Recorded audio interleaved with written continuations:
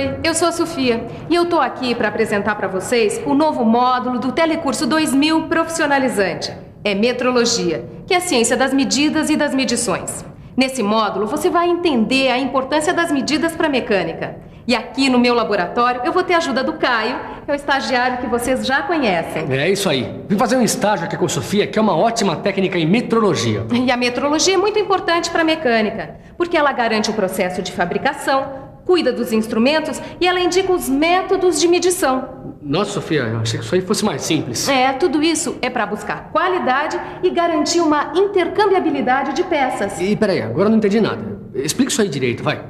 É o seguinte, imagina um carro importado rodando no Brasil e que de repente ele precise de um pistão novo. Se as medidas do pistão fabricado no Brasil não estiverem corretas, ou o pistão não entra no cilindro estrangeiro... Ou então fica folgado, prejudicando o bom funcionamento do motor, não é isso? Exatamente. A metrologia existe para garantir que o pistão fabricado aqui possa substituir o original e trabalhar perfeitamente ajustado ao cilindro produzido no país de origem. E para que essa qualidade seja atingida, é necessário o uso de instrumentos de medidas. Esse é o tema do nosso módulo. Na teleaula de hoje, você vai saber como se desenvolveu a necessidade de medir com maior exatidão e ainda vai ver como se deu o surgimento do sistema métrico. E se você também quer qualidade na medida exata, então fique ligado, porque a nossa primeira teleaula de metrologia já está começando. Vamos lá. Por favor, vocês poderiam medir o comprimento dessa caixa de fósforo usando o dedo polegar? Vai lá, garotão. Quanto dá? Deu mais que 2 polegares. Muito bem, o senhor agora.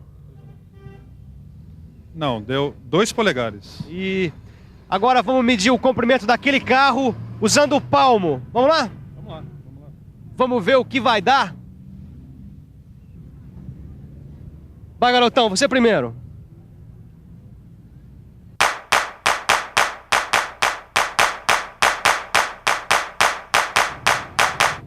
Quanto deu? 25 palmos. 25 palmos. Senhor, por favor.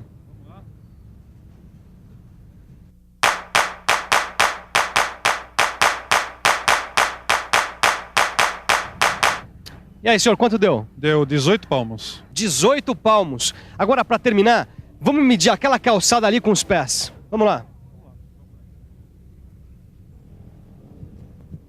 Então, nós vamos medir essa calçada daquela ponta até aquela. Garota, é com você.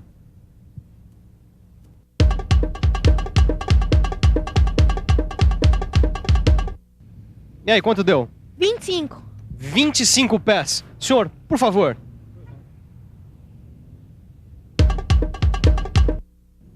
Quanto deu? Para mim, a largura da calçada deu 19 pés. 19 pés.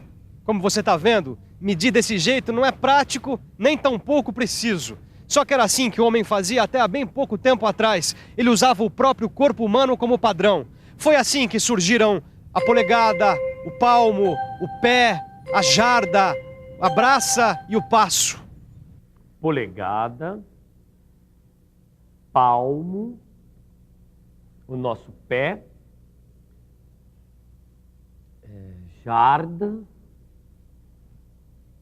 essa é a braça e o passo. Tá aí. Gostei, Silvano. Olha só, Tito.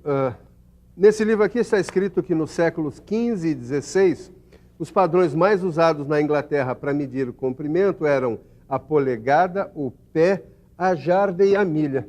E o mais interessante é que alguns desses padrões são utilizados até hoje. Nós podemos encontrar aí os correspondentes deles em centímetros. Tô vendo aqui sim, ó. Uma polegada é igual a 2 centímetros, 54 centésimos de centímetro. Um pé é igual a 30 centímetros, 48 centésimos de centímetros. E uma jarda é igual a 91 centímetros, 44 centésimos de centímetros. Titão, olha aqui uma coisa. Mas o que é isso, Silva? A Bíblia? A gente vai rezar agora? Mas que rezar, Titão. Eu estou querendo te mostrar que a preocupação do homem com as medidas é muito antiga. Tão antiga que aqui na Bíblia nós vamos encontrar o primeiro registro de uma medida definida. Não, mas por que foi aparecer uma medida aí na Bíblia? por causa da construção da arca. O Criador mandou que Noé construísse uma arca com certas dimensões, usando como padrão o côvado. O côvado equivale a 3 palmos, o que dá mais ou menos 66 centímetros. Mais ou menos 66 centímetros? Isso é na medida que se apresenta, Sofia? Olha, como cada corpo é diferente do outro, então as medidas deviam variar demais, né? Isso que você está falando, Caio, tem a ver com a padronização. Se a medida do corpo varia de uma pessoa para outra, não existe uma medida oficial. Pois é. Tu já imaginaste como é que seria a mecânica sem medidas padronizadas? Isso nem dá para imaginar. Pois é. Os antigos já tinham percebido isso e, de alguma maneira, eles buscaram um jeito de encontrar essa padronização. Por isso, todas essas unidades eram baseadas no corpo do rei e tinham de ser respeitadas por quem realizasse medições naquele reino. O problema é que, se o rei morresse, mudavam todas as medidas, né? Para evitar problemas assim, os antigos egípcios criaram um padrão único para a medida deles, que era o cúbito. O cúbito era igual à distância do cotovelo à ponta do dedo médio. Mas, de novo, o corpo como referência? Só que, desta vez, ao invés do corpo, eles utilizaram barras de pedra com o mesmo comprimento em suas medições. Foi aí que surgiu o cúbito padrão. O problema é que o cúbito padrão em barra de pedra não era um instrumento muito prático para ser usado numa construção. Por isso, foram gravados comprimentos equivalentes ao cúbito padrão nas paredes dos principais templos egípcios. Assim, cada um podia conferir periodicamente o tamanho da sua barra e ficava mais fácil construir uma pirâmide. E foi exatamente o que os franceses fizeram com a toesa no século XVII. Toesa era a unidade de medida linear usada na França. Olha, esse livro aqui conta que eles materializaram a toesa em uma barra de ferro com 2 pinos nas extremidades e chumbaram essa barra na parte externa do Grand Châtelet, em Paris. Ah, pelo jeito assim, ficava à disposição de quem quisesse aferir os seus instrumentos. Mas, Silva, quanto é que valia uma toesa? A toesa equivalia a 6 pés, o que dá mais ou menos 182 centímetros e 9 décimos de centímetro. Pelo jeito, desde aquela época, os franceses sacaram a importância de se ter uma medida padrão. Aí pegaram e chumbaram a barra na parede. Pois é, e nem assim eles resolveram o problema. É que o material se desgastava com o passar do tempo e o padrão teve que ser refeito. E para que não fosse mais preciso refazer esse padrão, com o tempo surgiu um movimento procurando criar uma unidade natural. Como assim natural? O que se queria era adotar uma unidade que fosse encontrada na natureza e facilmente copiada, criando assim um padrão de medida. Tá mais do que na hora de parar com essa história de copiar as medidas do corpo humano, né? Mas eles queriam também que essa unidade natural, ela tivesse os seus submúltiplos estabelecidos segundo o sistema decimal. E esse sistema, ele foi inventado pelos hindus 4 séculos antes de Cristo. E qual foi a unidade natural encontrada? Ficou acertado que a nova unidade deveria ser igual à 10ª milionésima parte de 1/4 de meridiano terrestre. Essa nova unidade foi chamada de metro. A palavra metro vem do termo grego metron, que significa medir. Bom, para calcular o meridiano da Terra, foram escolhidos 2 astrônomos franceses, Delambre e Méchain. Utilizando a toesa como unidade, eles mediram a distância entre Dunkerque e Montjuïc, perto de Barcelona. Bom, a partir daí foram feitos cálculos e chegou-se a uma distância. Essa distância foi materializada numa barra de platina com secção retangular, parecida com essa daqui, que tem 4,05 por 25 por 1000 milímetros. O comprimento dessa barra de platina corresponde ao comprimento da unidade padrão metro. Esse metro materializado passou a ser chamado de metro dos arquivos. Só que com o desenvolvimento da ciência, verificou-se que uma medição mais precisa do meridiano da Terra iria dar num metro um pouco diferente. Assim, a primeira definição foi substituída por uma segunda definição. De acordo com essa nova definição, o metro é a distância entre as 2 extremidades da barra de platina depositada sobre os seus pontos de mínima flexão a uma temperatura de 0 graus Celsius. Naquela época, escolheu-se essa temperatura porque ela era mais fácil de ser alcançada pelo derretimento do gelo. Só que essa segunda definição do metro também não foi a definitiva. Como o avanço científico provocou exigências tecnológicas maiores, logo viram que o metro dos arquivos apresentava alguns inconvenientes. Que tipo de inconveniente, Silva? Eu li outro dia que o paralelismo das faces não era perfeito. E, além disso, o material era relativamente mole, poderia se desgastar. E a barra também não era rígida o bastante. E aí, o que fizeram para resolver isso? Bom, para aperfeiçoar o sistema, eles fizeram um outro padrão que recebeu seção transversal em X para ter maior estabilidade. Uma adição de 10% de irídio para tornar seu material mais durável. E também 2 traços em seu plano neutro para tornar a medida mais perfeita. Olha aqui, Silva. Aqui tem a terceira definição de metro, que é de 1889. Ó, tá escrito assim: o metro é a distância entre os eixos de 2 traços principais marcados na superfície neutra do padrão internacional depositado no Bureau International de Poids et Mesures, na temperatura de 0 graus Celsius e sob uma pressão atmosférica de 760 milímetros de mercúrio e apoiado sobre os seus pontos de mínima flexão. Ufa!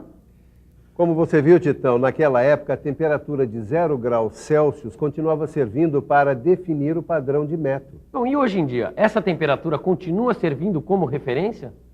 Hoje em dia, a temperatura de referência para calibração de instrumentos é de 20 graus Celsius. É nessa temperatura que o metro utilizado em laboratório de metrologia, ele tem o mesmo comprimento do padrão encontrado em Sèvres, na temperatura de 0 graus Celsius. Ah, e como o 0 grau continua servindo como referência, então parece que finalmente chegaram a uma definição de metro, né? Não é bem assim, Caio. A partir de 1889 ocorreram outras modificações. Hoje o padrão em vigor no Brasil, ele é recomendado pelo Inmetro e é baseado na velocidade da luz. Na velocidade da luz?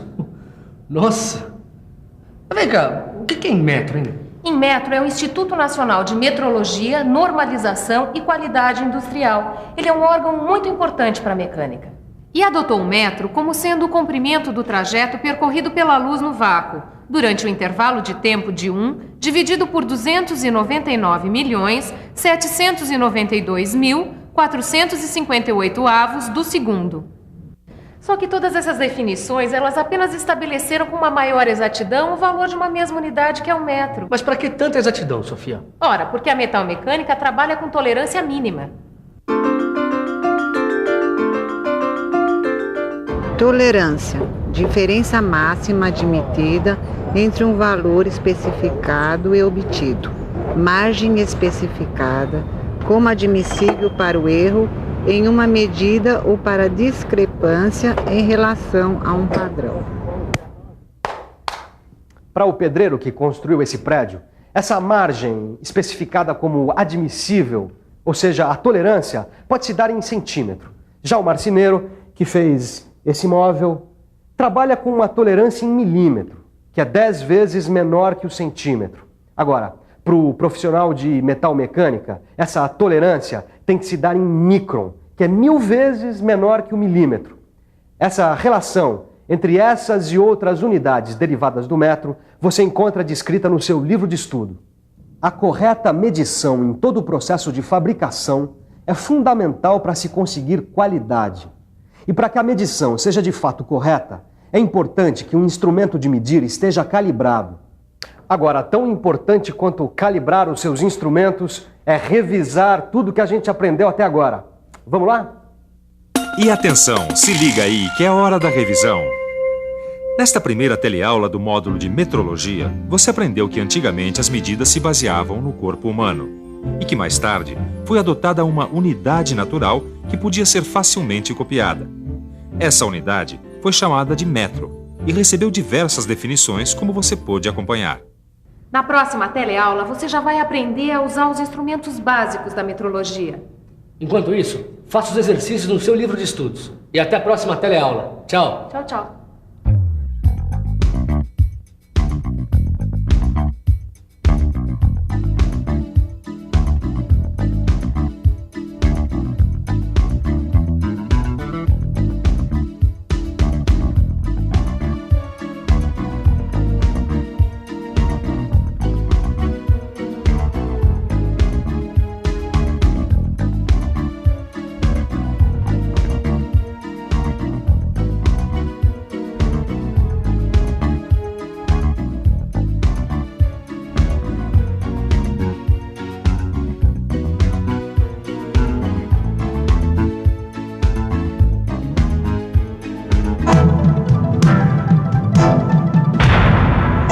Telecurso 2000, um programa de educação do Sistema Fiesp e da Fundação Roberto Marinho.